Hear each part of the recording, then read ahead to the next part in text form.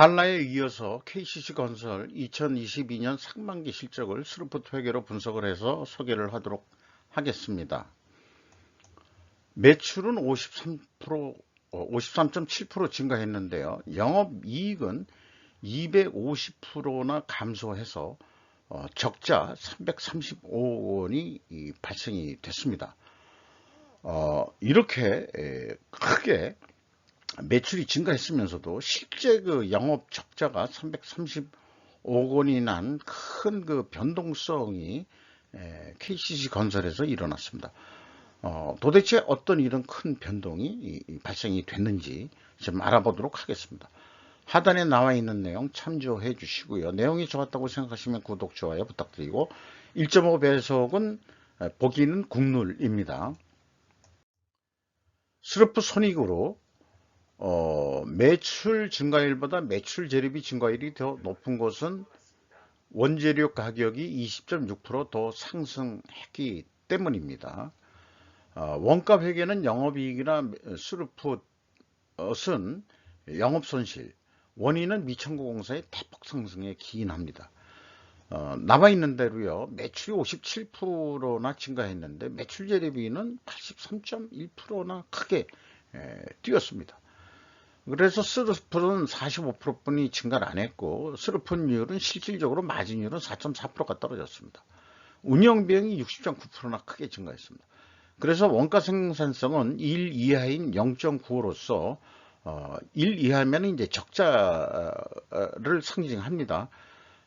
영업 손실이 335억 원으로서 원가 회계는 33억 원 흑자로 결산을 했는데 차이는 369억 원이 되겠습니다. 이것은 가공비 배부 재고 자산인 미천거 공사액이 매우 크게 증가했기 때문일 것입니다. 재고자산 내역을 보면은 공사자재하고 기타 두 가지로만 되어 있습니다. 이 공사자재는 가공비가 배부되는 그 재고자산이 아닙니다. 그래서 그 스루풋 손익에서는 반영을 하지 않습니다. 미천구 공사를 반영하는데요. 이게 포괄 제공 성격으로 보기 때문에 이게 무려 511억 원이나 증가를 했습니다. 2021년 말에 2670억 원이 있었는데 2022년 6월 말 현재 3181억 원으로 크게 증가를 한 거죠. 이것 때문에 이 원가 회계는 뭐 한 33억 정도 이익이 나는 거로 됩니다만은 스루풋 회계상으로는 그거의 10배가 넘는 330억 이상의 영업 적자가 발생이 된 것입니다. 그리고 원재료 가격이 물론 이제 인상이 된 건 다 알고 있는데 KCC가 저 고맙스럽게도 이 원재료 품목별로 매입액을 좀 표현해 줬어요. 이게 이제 6월 말까지 상반기에 그 전체 매입액인지 여부는 확인이 되지 않습니다. 이거 외에 또 다른 자재도 있으니까요. 대표적인 자재를 1000억 원어치 샀다는 얘기인데 요것이 이제 가격으로 25.7% 올랐습니다. 그걸 단순 평균으로 그러면 22.4%가 증가했는데 요게 이제 그 매입액이 있으니까 요 매입 비율을 뽑으면은 철근이 52.9%로 제일 많아요. 그 다음에 레미콘이 있고 이렇게 되는데 이 두 가지 철근과 레미콘만 보면은 요 매입 비율에서 말하자면은 이 가격 인상률을 곱하면 가중 평균 인상률이 나오겠죠. 요게 철근이 13.6%, 그 다음에 레미콘이 5%. 그래서 다 더하면은 20.3%가 되는데 이게 아까 손익계산서에 나와 있는 매출 증가율과 매출 재료비 증가율 차이와 유사하게 떨어집니다.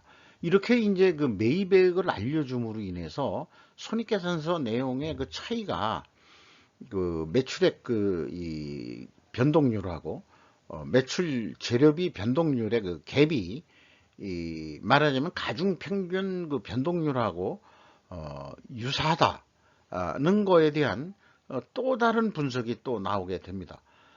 한 번만 이번에 발견을 했기 때문에 이것은 더 경험을 좀 해보아 가지고 어떤 그 인과관계를 그 찾는데 좀 사용해야 될 것 같습니다. 그래서 손익계산서만 스루프 손익계산서만 보고 보더라도 원재료 가격이 상승했다. 그 다음에 판매 가격이 더 상승했다든지 원재료 가격 상승분 만큼 판매 가격을 그렇게 많이 못 올렸다. 뭐 이런 의견을 손익계산서만 딱 보더라도 무슨 그 점쟁이처럼 딱 알아맞힐 수 있는, 그러니까 스루프 통계가 그만큼 단순하고 쉽다. 이런 거를 좀 말씀드리고 싶어요. 비용의 성격적 분류에서 위에 거부터 말씀드리면 가공 비율의 하락은 원재료 가격 상승을 또 여기서도 확인할 수 있습니다. 75%였는데 72%거든요. 그 총 그 건설 비용 대비 2.5% 정도 차이가 있습니다. 그래서 원재료 가격이 총 건설 비용 기준으로는 원재료 가격이 인상이 됐을 거다. 이렇게 이제 여기서도 입증이 됩니다. 매출원가 재료비는 72.3%가 증가했고요. 운영비용은 60.9%가 증가를 했습니다. PQ 총 제조 비용인데 총 건설 비용으로 보면 되는데 그 차이가 너무 크죠. 이게 이제 미천구 공사의 급격한 증가 때문에 446억 원 차이가 납니다. 비성분 그 생산 재료 비용하고 그 다음에 말하자면은 인프트 그 생산 재료비 스루프에서 그 확인하는 그 금액하고 금액이 일치하는 차이액이 되겠습니다. 인건비는 528억 원, 526억 원이 집행이 돼가지고 전년 동기보다 20.1% 증가했는데요. 전체 인원수 대비로는 상반기 평균 임금이 4,430만 원이 나옵니다. 그러면 이제 한라를 조금 전에 분석을 했기 때문에 한라보다는 연봉 수준이 좀 낮다. 그래서 연간 한 8,860만 원, 한 8,900만 원. 아마 연말 보너스까지 하면 한 9천은 충분히 넘을 거겠죠. 외주 가공비가 크게 증가했습니다. 그래서 72.5%에서 79.2%로 크게 외주 가공비도 크게 인상이 됐다고 볼 수 있겠습니다.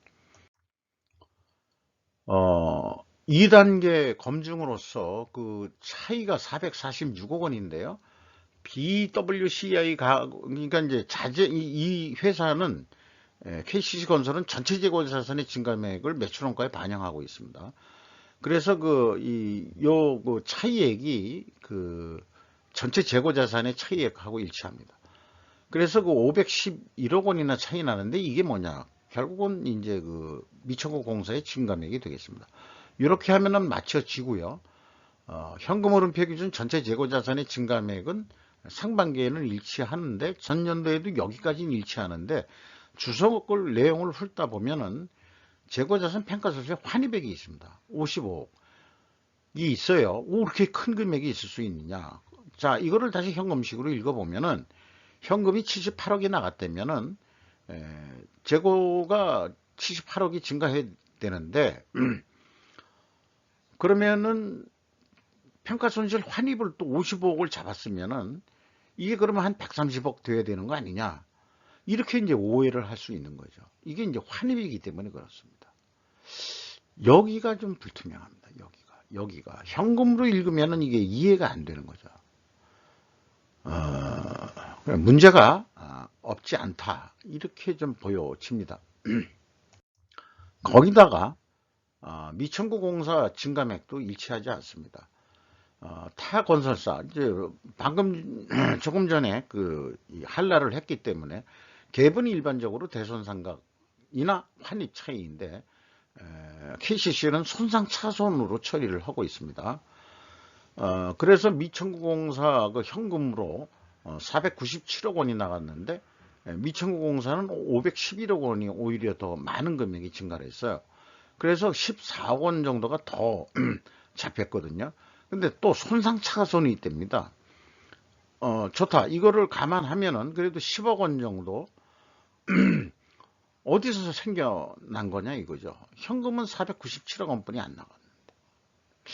자, 이것도 좀 이해가 안 되는 부분이 있습니다. 이게 오차가 있습니다. 이 대목에서 제가 뭐 이런 표현을 한번 해보겠어요. 결과와 책임이라는 그런 주제로 말씀을 드린다면, 결과는 행동에 대한 결과죠. 실제 위험에 직접 관여하는 사람들은 단순한 해법을 추구한다.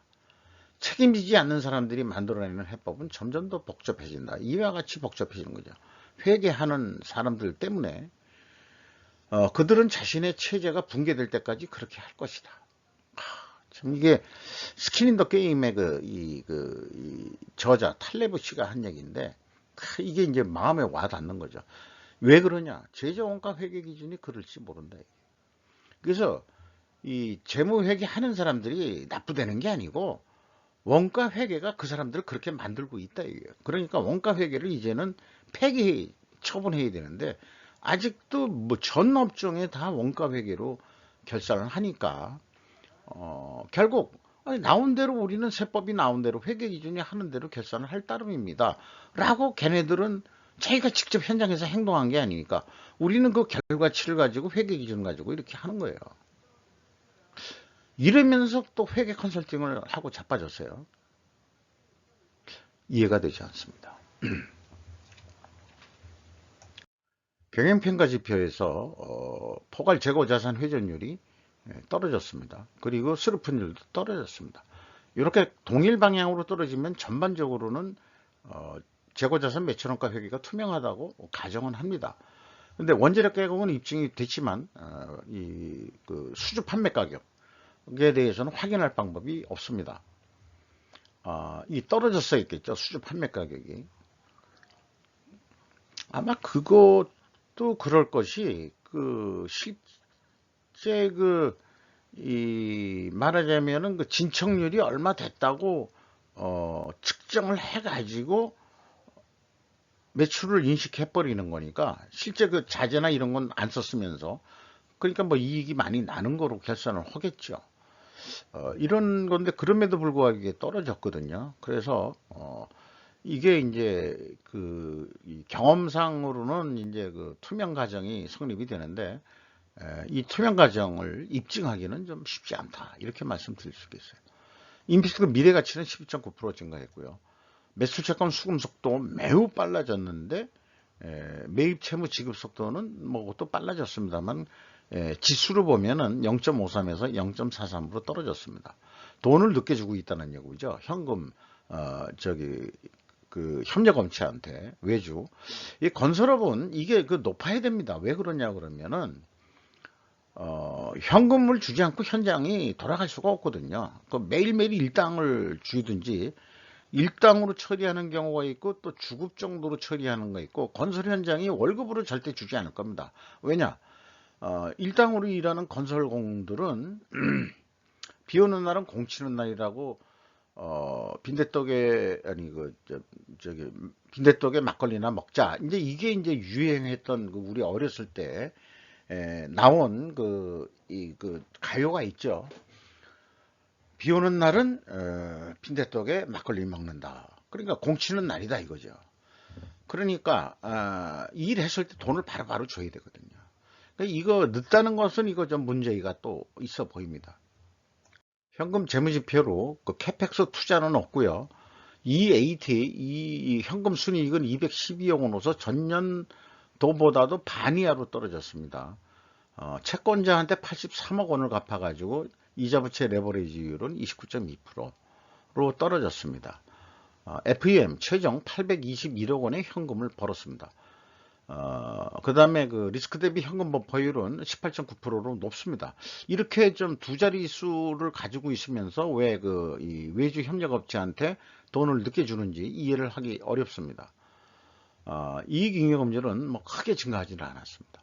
이렇게 해서 연간 매출액을 예상해 보면은 한라보다는 더 매출액이 많을 것 같은데요.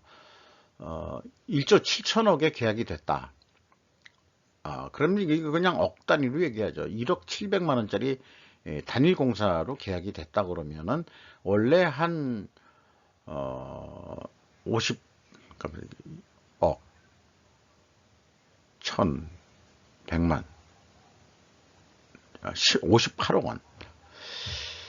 그냥 얘기를 하죠. 그 습관대로 1조 7천억 원 하면은 58억 원 정도 이익이 나는 거로 되어 있는데, 에, 이거 가지고는 좀 부족하지 않느냐. 그래서 5%를 더 노력을 하면은 1조 7,850억 매출을 해가지고 419억 원 이익을 좀 내는 거로 그렇게 하는데, 이 포괄 그러니까 미천국 공사액을 또 늘리면은 5%만 노력을 해도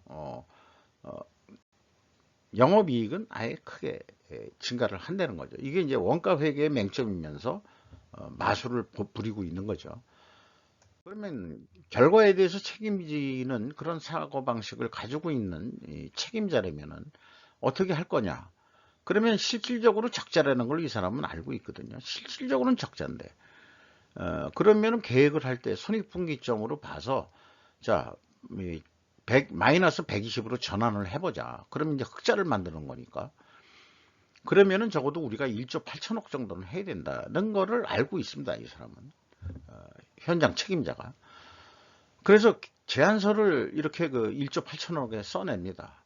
써내면서도 그 철근 가격 오르고 레미콘 가격 올렸으니까 뭐 오른 거는 20%가량 올렸는데, 우리가 뭐 5% 나머지는 우리가 다 5%만 올려달라. 그래서 1조 8천억에 이번 공사권을 좀 해달라. 깎지 말고. 이렇게 이제 사정을 했음에도 불구하고 결과는 무슨 얘기요? 남들이 또 1조 7천억에 하겠다는데, 이래서 결국은 원가 회계 패러다임으로 1조 7천억에 하면은 스루프스 상으로는 당연히 적자가 되는 겁니다. 1261억이나 적자가 나요. 그러면 이 상태에서 어떻게 KCC 건설이 이익을 낼 수 있을 거냐 그러면은 딴 거 없습니다. 현재 공사 진행 중인 수주 잔고를 빨리 공사를 끝내는 수밖에 없어요. 그래가지고 완성 매출을 늘려야 되는 거죠. 그래서 이 포괄 가공비 배부 재고 자산을 6회전도 아니고 5.9회전까지만 해보자. 6회전 한다면 2달에 한 번 도는 거죠. 근데 뭐 그것도 아니고 그러면은 너무 6회전도 우리는 버겁다. 5.9회전까지만 해. 11%도 이거 매우 도전적인 목표다. 이 정도 해야 우리가 돈을 번다. 이렇게 이제 이 말하자면 각오를 가지고 현장 그 조직원들한테 각오를 해서 뭐 여러 가지 그 으쌰으쌰 하면서 또 건설업종은 술도 잘 마시죠. 건설업종은. 자, 가자. 뭐 이렇게 하면서 그러면은 매출이 한 20% 오르는 거로 될 겁니다. 그때 가서 이익이 그렇게 고생을 하더라도 400억 분이 안 남는다. 원가 회계 쪽은 미천국 공사 금액만 올리면은 뭐 쉽게 이게 400억 정도 하는데, 이쪽에서는 매출을 20%나 아까 그 원가 회계는 5%만 올리는 거였죠. 20%나 매출을 더 완성 매출을 더 빨리 끝내 가지고 해야 된다. 이런 얘기예요. KCC 건설은 아쉽게도 수주 잔고에 대한 정보를 공개하지 않았습니다. KCC 건설이 그 완성 공사를 빨리빨리 맞춰서 매출이 증가해서 이익이 나는 하반기에 실질적인 이익이 나는 회사가 되기를 바라면서 이상 마치도록 하겠습니다.